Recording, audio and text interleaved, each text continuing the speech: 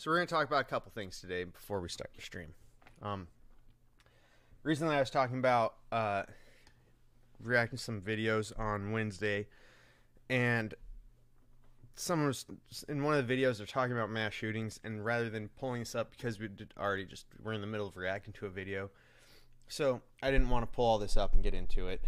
My editor went and looked it up and let me know that I apparently don't remember where the hell I found my definition that I used in that discussion for mass shooting. So I just decided I'd pull up the Britannica dictionary definition, okay? So we can talk about this. And it turns out the definition is actually much more egregious than I said in there. So first of all, and the problem with the definition of mass shooting, I guess, is where I'll start with this, is that you have to look it up in multiple places, and it's never the same. Like I was saying, I thought it was the FBI definition. Apparently it's not. I don't remember where it was. I found it now, I guess. I haven't looked it up in probably 5 years, so the way that the media keeps deciding that they're going to just change definitions to things to suit their needs as a propaganda campaign effort, I just don't remember where I found it. But there was one definition that said it required 5 deaths. I saw another one that required 3 deaths, and I saw definitions saying that you just had to shoot at people, nobody had to even get hit. So, what constitutes a mass shooting? Well, I guess the circumstances and desire of the news report, because it's a buzzword and it sounds scary. So, according to the Britannica Dictionary, a mass shooting, also called active shooter incident, as defined by the U.S. Federal Bureau of Investigation. Now, here's what they're not actually telling you about this, because I did dig into this just a little bit to have a little bit more information on it. Their definition of mass shooting here is actually not the definition of mass shooting. They're conflating mass shooting with active shooter incident. The FBI does not have a definition specifically for a mass shooting. They define active shooter incidents, and that's what this is. This is the definition, the FBI definition of an active shooter incident, not a mass shooting. But the media is using these statistics from the FBI for active shooter incidents as the statistics for mass shootings.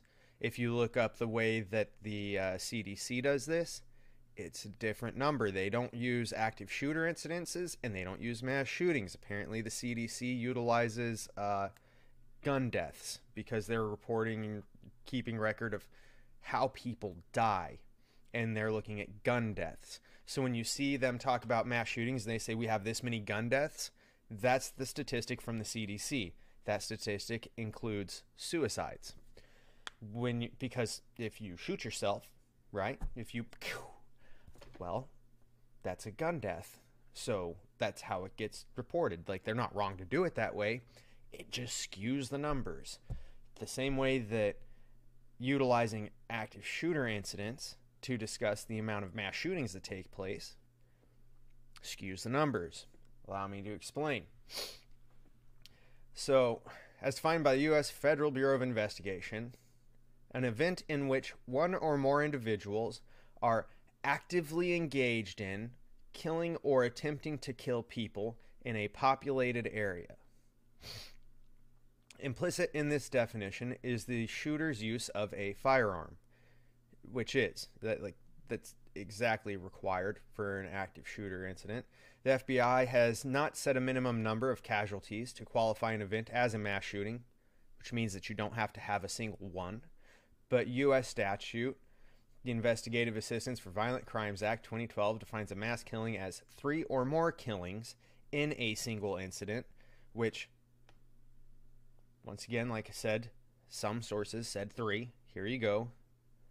Investigative Assistance for Violence Crime Act 2012, mass killing as 3 or more killings in a single incident. But once again, that's mass killing, not mass shooting. That doesn't necessarily mean that you have to use a firearm. You could use a knife. Okay, and we've seen this happen. We've seen this happen in the United States. We see it happen far more often in the UK, which is why the UK had a ban on knives. What are you using to cook then right? So then they also had the incident in China years and years ago now. Like it's a very old incident now, where because gun laws in China are very strict, this guy was just walking around a college campus or a university campus, whatever they call it there, just stabbing people. And he stabbed, I believe, 8 people, somewhere around 8 people, before anybody even knew what was going on. Nobody even realized some people were getting stabbed until he'd already stabbed 8 people. Okay, so that would qualify as a mass killing incident, right? So for the purposes of this article, both sets of criteria will be applied to the term mass shooting. Although, once again, mass killing does not mean mass shooting, with the distinction that the shooter or shooters are not included in any fatality statistics. Mass shootings have exacted a deadly toll on... Okay, now they just go into the talking points that they utilize in the media, and they actually just post things from the media in graphs, and I'm not going to get into it because that's not why I'm doing this. I'm not trying to debate whether or not they happen or the significance of them. I'm just simply getting into the way they use these words interchangeably and the way that they're defined interchangeably, right? Because when the media is talking about mass shootings, they're using active shooter incidents reported by the Federal Bureau of Investigation, because that has the highest number of instances. Mass killings require deaths. If you don't have to have a single death, you have a higher number, right? So they conflate the two. Not only that, but so in the military, active shooter incident, right? We would do active shooter drills all the time, and it would just pop up. Sometimes you would know it was coming. Sometimes you wouldn't know it was coming. Sometimes your command might know it was coming. Sometimes your command had no idea. It depended on the level of the drill and the exercise going on and what the plans were to see and test out our response times, our reactions to everything. And they do it this way to make everybody involved better. Like, obviously, some people are going to have to know, and some people do not have to know. So all that had to happen for us to go into an active shooter situation with, let's say that it was completely blind. So even our base commander and everyone on base is completely oblivious to what's happening, but the people above the base commander are aware that we're going to do this exercise, and they're the ones planning it out, right? So when that's the situation, they have to create an incident with an active shooter for us to go into this situation. And we're not acting as if it's a drill. We're acting as if this is a real life active shooter situation taking place, which for us doing this on base means they're on base doing this, or they're at least near the base property lines. So when you're going around any military installation and they have the big fences around it, you don't have to be on that side of the fence for them to say, all right, we've got an active shooter situation. They will legitimately throw you into that situation if you're close enough to that fence so that the base is ready to respond if necessary. So all that would have to happen is somebody walking around with a firearm that's visible. So even if you're in an open carry state, you have a visible firearm. Okay? That alone is not criteria, but it is part of the criteria. We have to see a firearm and then shooting it in a place that's not designated for you to shoot a firearm or use a firearm. Now we're in an active shooter situation. We don't know what your intentions are, but we have an active shooter. Now, for the military, what would happen is you would have this shooter situation come out. You go through your procedures, which vary depending. And I'm sure that the procedures that were in place when I was in the military are not the procedures they currently use. I'm sure that a lot of them are the same, but I'm sure a lot of it has changed. Okay? They're always updating things. I'm sure they found better ways to mobilize and respond to this than when I was in. And so they've made changes. That's why they do the drills. So nobody actually dies during this, right? It's an exercise. However, that would qualify as an active shooter incident, right? Because it falls into the category. actively engaged in attempting to kill people in a populated area. Like these drills don't get reported to the FBI because we knew that they were drills. Like somebody within the chain of command knows that it's a drill, so they're not falling into this statistic to bloat these numbers further. The fact is, if you have somebody in, say, outside of a base who goes, they're walking around, they're carrying a firearm, and they fire it into the ground next to them, just into some grass. Nobody's hurt, nobody's dead, but they're also making verbal threats to somebody when they do that. You have an active shooter incident. That qualifies. Because firing it implies that you and making the threats alongside firing it shows that you have an intention to kill people within that populated area. So the legal response is going to treat it as if you're attempting to kill people. So it will fall into this statistic. So when you hear the words mass shooting in the media, why do you hear this instead of this? Well, because this, in my mind, if I just hear mass shooting, even before this became such a hot topic in the media, the words mass shooting sound scary. It sounds like there's a lot of people getting shot. The word mass alone indicates in our minds, using the English language, a large number, right? Oh man, a mass shooting. What? Mass? Like massive? So it must be a lot of people involved. Then you throw in shooting. Oh man, a massive amount of people involved in some form of a shooting. That's not good, right? And then all of a sudden people are scared, people are worried, people are concerned because these two words sound scary. Active shooter incident. Now, active shooter makes you go, wait, whoa. That's a little scary, a little troublesome, a little worrying. Someone actively shooting, that makes it sound bad, right? Someone's actively shooting at people, but incident, active shooter incident. Well, now I have a question. Active shooter incident. Okay, what exactly is the incident? What took place? What are they shooting at? Right? This makes the hardness of active shooter a little more soft, a little less scary. This makes it scary. Now, if you can make things scary, the media gets more attention.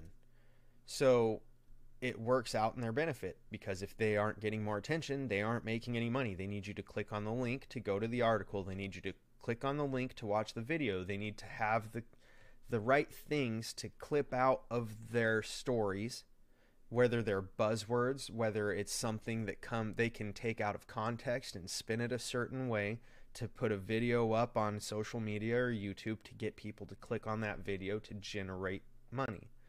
Because they have people who are paying for ads, who are looking at how many people click and see it. Like these things over here, the things popping up down here.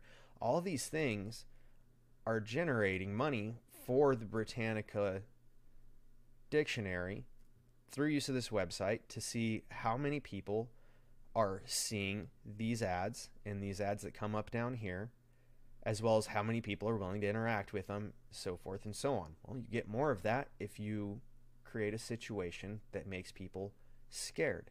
You're going to be more concerned, and they're going to need to look at it. They're going to be more driven to look at it out of fear. They're going to click it.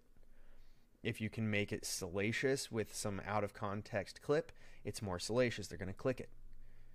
If it's controversial, they're going to click it. That's why division and fear work so well as propaganda tools. But once again, if you start requiring this mass killing, 3 or more in a single incident, 3 or more deaths, versus, where'd it go? No set minimum number of casualties. Now, casualties is a funny word too.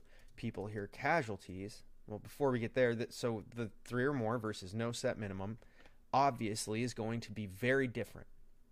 Very different. But casualties is a funny word too, because people hear casualty and you think, oh man, a casualty, someone died. Now, through use of this in the military, it doesn't mean that you're dead. You could just be wounded. Like, even just a flesh wound, you're a casualty. We had to stop engaging and treat you. You're a casualty. So there's levels of casualty, and death would be the highest level of casualty. And it's just, they don't care to be very honest about it. Like, why are they using active shooter incident and saying, oh, mass shootings are also called active shooter incidents, and here's how the FBI defines them? No, they're not. Active shooter incidents are not mass shootings, because mass shootings are used with this statistic, as well as this statistic, as well as gun death statistics, all wrap into mass shooting. So this is not, they're not synonymous. Like, the Britannica definition here is not accurate, because these two words, these two phrases, they're not synonymous. Because this mass killing definition is not the same as this active shooter definition, but they're both used as mass shooting statistics and used to call things a mass shooting. The same way that, once again, gun death falls into the same category. None of them are defined the same way, but they all somehow are being wrapped up under a mass shooting according to the Britannica. It's wordplay that's honestly just misleading, and if you're not aware of it, it's easy to make you fearful, and it's easy to make you scared. And once again, and I like, I'll just pull it up over here if it pops up, whatever, monitor, make sure that I bring up the right one. So my video that was fear to division to vulnerability, it's on YouTube. That video, it's on Rumble as well, but that video explains exactly why this type of thing happens. It's not for your benefit. It's to control you. It's to make you do certain things that they want you to do, and they being whoever it is behind saying it. If it's the media, if it's a politician, they're trying to create a certain narrative to make you feel a certain way. It's psychological warfare. It all boils down to psychological warfare.